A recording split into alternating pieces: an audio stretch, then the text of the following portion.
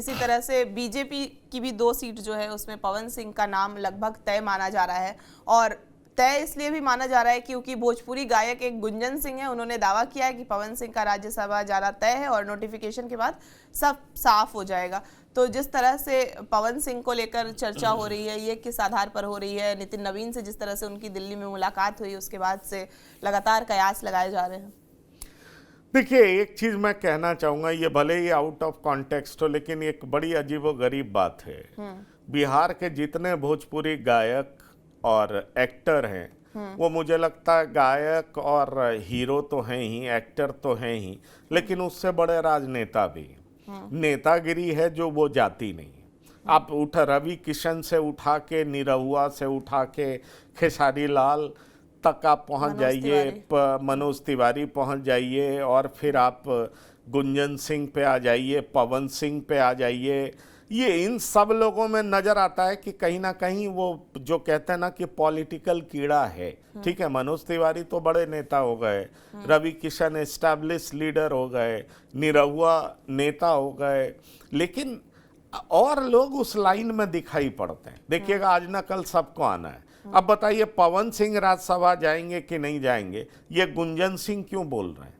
इस बात को आप समझिए। गुंजन सिंह क्या पवन सिंह के प्रवक्ता है? भाई, गुंजन सिंह को हम आप इसलिए जानते हैं ना कि वो गीत गाते हैं, गाने गाते हैं। ये बात और है कि कई बार वो इस तरह का गाना गाते हैं, आपने देखा होगा कि किसी का ब्रेक ऑफ होता है, उसमें भी वो गीत गाते हैं। वो क्या नाम है, वो रोही, ये जो मगही हीरो है और वो गीत भी गाता है, रोशन रोही, और साथ में साथ उसकी कोई गर्लफ्रेंड होती है। सोशल मीडिया में आप बड़ी चर्चा सुनते होंगे। ऐसे में सवाल उठता है कि गुंजन सिंह ये दावा ठोक कर के क्यों कह रहे हैं? ये एक बड़ा सवाल है। दरअसल पवन सिंह की चर्चा बहुत होती है। पवन सिंह को आसनसोल का टिकट दिया गया था लोकसभा चुनाव में। पवन सिंह ने चुनाव लड़ने से मना कर दिया था। लोकसभा चुनाव वो काराकाट से लड़े, आपको याद होगा। काराकाट में उन्होंने उपेंद्र कुशवाहा को हरा दिया। अब पवन सिंह फिर विधानसभा चुनाव में आते हैं और उनके कुछ गाने बड़े वायरल होते हैं, बड़े लोकप्रिय होते हैं। जोड़िया मोदिया नीतीश के हिट हुई, आपको याद होगा। ये सारे ऐसे गाने हैं जो लोगों के जुबान पे हैं। और साथ ही साथ पवन सिंह के गानों की चर्चा हर जगह होती है। आप बिहार घूमिए, चौक चौराहे पे घूमिए, पवन सिंह के गाने बजते हुए सुनाई पड़ेंगे आपको। ऐसे में पवन सिंह की लोकप्रियता को जोरदार तरीके से विधानसभा चुनाव में भुनाया भी गया। पवन सिंह स्टार कैंपेनर की तरह घूम रहे थे और एनडीए के लिए प्रचार कर रहे थे। एनडीए थंपिंग मेजॉरिटी से जीती भी, बड़ी मेजॉरिटी मिली। 202 का सीट छोटा नहीं होता है, इस बात को आप समझती हैं। अब ऐसे में सवाल उठता कि क्या पवन सिंह को राज्यसभा भेज करके पुरस्कृत किया जाएगा? पवन सिंह जो है हाल फिलहाल में नितिन नवीन से मिले हैं, जो कि बीजेपी के राष्ट्रीय अध्यक्ष हैं। पवन सिंह के बारे में कहा जा रहा है कि इस बार वो राज्यसभा जाएंगे। ये दावा गुंजन सिंह भी कर रहे हैं और पवन सिंह के कई समर्थक कर रहे हैं जो उनको जानते हैं, नजदीक से जानते हैं, मिलते हैं, जुलते हैं। पर बीजेपी में बहुत कुछ इतने पहले कह करके दावा करना बड़ा मुश्किल है। ऐसा मैं इसलिए कह रहा हूं क्योंकि उपेंद्र कुशवाहा जब नाराज हुए थे तो आपको याद होगा कि केंद्रीय गृह राज्य मंत्री पटना में थे। पटना से वो सीधा दिल्ली उपेंद्र कुशवाहा को लेकर के आए थे।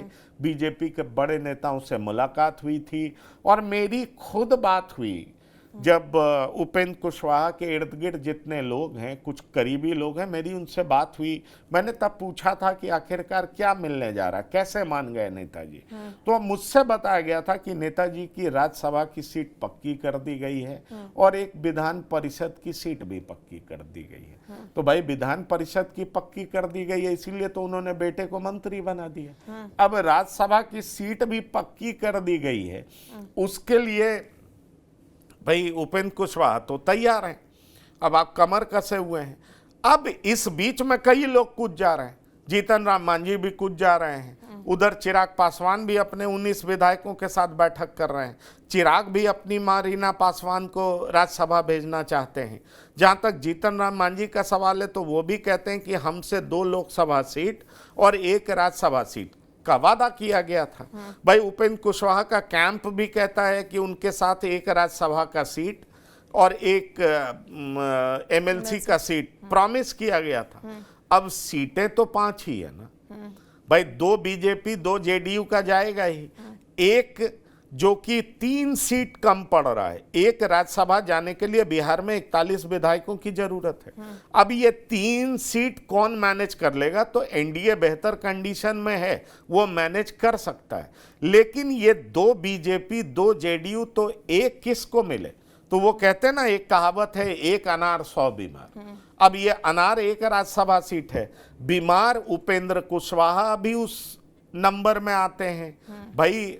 दूसरा नंबर चिराग पासवान का भी है, तीसरा नंबर जीतन राम मांझी का है। अब ये बीजेपी, और चौथा नंबर आपको बता दें, जेडीयू को भी लगता है कि ये 3 विधायक हम मैनेज कर पाएंगे। तो 3 विधायक हम मैनेज कर पाएंगे, ये जेडीयू को लगता है, बीजेपी कॉन्फिडेंट नहीं है। और ऐसे भी अगर आप बिहार के पॉलिटिक्स को समझें तो जेडीयू को एआईएमआईएम समर्थन दे सकता है, एआईएमआईएम के लिए ये आसान है, लेकिन बीजेपी को समर्थन देना पॉलिटिकली मुश्किल है। इसलिए जेडीयू हो सकता है 5वें में तीसरे उम्मीदवार को उतार दे, और तीसरा उम्मीदवार कौन होगा ये जेडीयू के सर्वे सर्वा नेता तय करेंगे या उनके आसपास कार्यकारी अध्यक्ष तय करें। ललन सिंह की भूमिका होगी, विजय चौधरी की भूमिका होगी, इन लोगों की भूमिका होगी कि कौन जाएगा। इसलिए ये चक्कर जो भी है, जितना भी कॉम्प्लिकेटेड है, इसका क्लैरिटी आपको 5 मार्च को मिल पाएगा।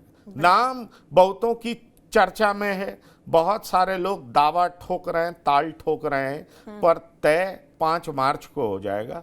और तय नीतीश कुमार और बीजेपी के शीर्ष नेतृत्व करेगा, और उसके बाद फाइनली ये तय हो पाएगा कि कौन जा रहा है राज्यसभा।